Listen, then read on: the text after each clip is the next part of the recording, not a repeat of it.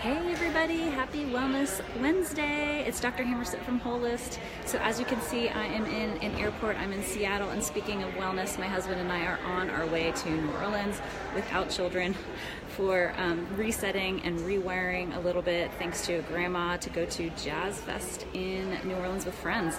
So resetting brings me to today's topic, rewiring our brain. So my weight wellness clients hear this from me all the time.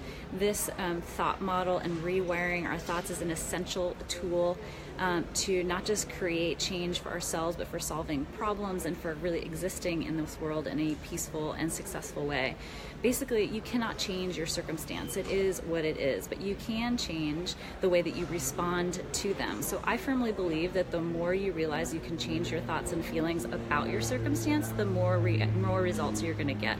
I'm not saying you're going to win the lotto because you put it out there that you want to win the lotto, but what I'm saying is that if you're in a situation that is not ideal, your weight, your relationship, your work, anything like that, you can decide to think about it in a different way and feel about it in a different way. And with enough practice, these new thoughts really become second nature, and the feelings that you have around that circumstance change, and you make different choices. People respond to you differently, doors open, and things change, results happen.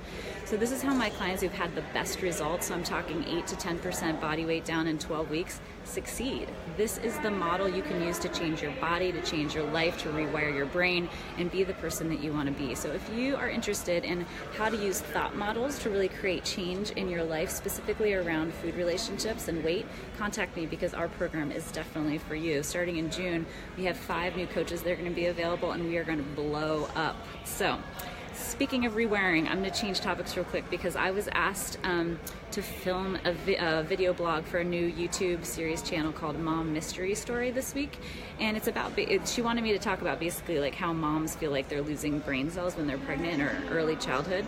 And so it's really interesting because I really learned a lot of really cool things. So the fact is that pregnant moms do change their brains, and there was a study done recently that MRI'd moms and dads before they became moms and dads, and then MRI'd them afterwards. And basically the woman's gray matter shrunk, but in a super interesting way. So gray matter consists of the brain's neural cell bodies, and the gray matter is basically muscle control, sensory perception, emotion, speech, decision making, self-control. And it was thought by the authors that really this was a fine-tuning sort of the connections. So in the regions of the brains involving mostly social processes, with the majority of the changes seeming to last for about 2 years. And so what this really means is the mother's brain, the gray matter section, is shrinking because it is changing the cellular metabolism that are required for restructuring brain circuits. And so it's kind of turning one-lane highways into super highways.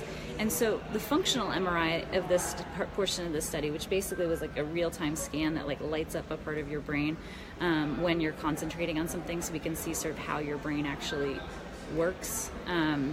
That the area of the gray matter of the brain that shrunk a little bit lit up like crazy when the moms were looking at pictures of their babies, but not of other people's babies. So it really shows us that that kind of remodeling of that portion of the brain makes you a much more effective mother in keeping that small human alive, which is of course the goal.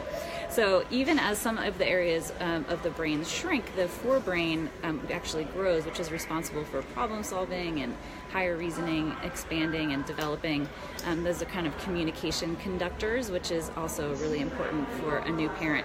So additionally, it's really important to know that the study showed no difference between women who became pregnant and other participants when they were given kind of verbal and cognitive intelligence skills. So while we feel maybe a little spacier in early childhood or in pregnancy, it's not actually a change in intelligence. It's just a rewiring so that we can concentrate on kind of evolutionarily what's important. So it's not that mothers are losing brain cells, they're losing gray matter in these regions, and it's actually they have other cells come in, reorganize, change up the connections, strengthen them, and make them more efficient. I mean, if you think about this from an evolutionary standpoint, a mom is really hit with a huge challenge, right? Do everything that you did before, but all of this new stuff in addition, and you need to keep a human alive. So what we've done as the female body through evolution to fix this problem is that we have been able to adapt our brains during pregnancy just by the pure presence of the fetus, which is really cool. So If you're interested in learning more about using thought models for your weight wellness, be in touch. And if you're a pregnant mama or a mama, know that your body is amazing and your brain has rewired to make you an efficient mama machine. All right, guys, have a great day. I'm off to New Orleans.